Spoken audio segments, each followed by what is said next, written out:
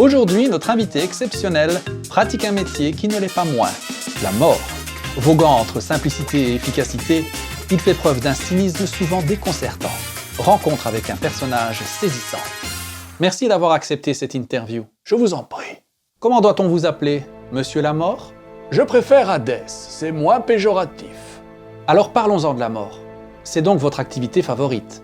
Non, c'est mon métier, ce n'est pas pareil. Après, c'est vrai qu'il vaut mieux aimer ce que vous faites, mais ça, c'est une autre histoire. Ce n'est pas trop dur, justement, comme activité? Écoutez, chaque métier a ses inconvénients et ses joies.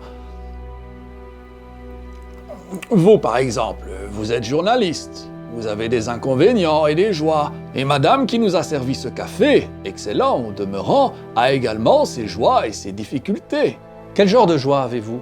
La satisfaction du travail bien fait, je dirais. Et la charge émotionnelle? Bon, nul n'est éternel. Il faut bien que ça arrive tôt ou tard. Alors pourquoi me reprocher à moi le chagrin et la souffrance?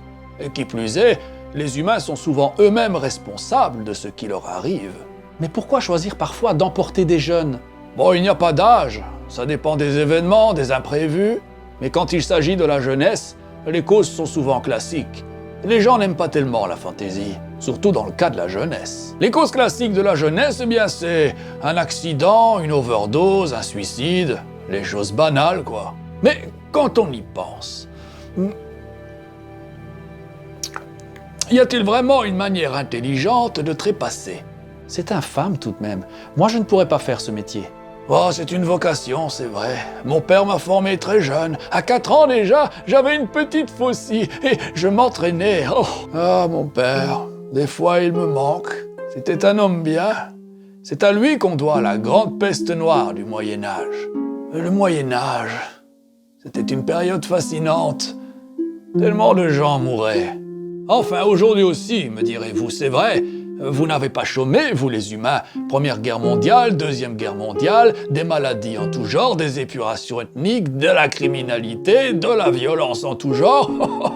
Vous êtes des fous furieux, et après, ça vient pleurer. Qu'avez-vous prévu pour l'avenir? Moi je ne prévois rien. Je ne fais que ramasser ce qui tombe. Je ne décide pas de qui meurt et qui vit, comme si j'étais une personne réelle, vous voyez. Je suis juste, disons, un symbole.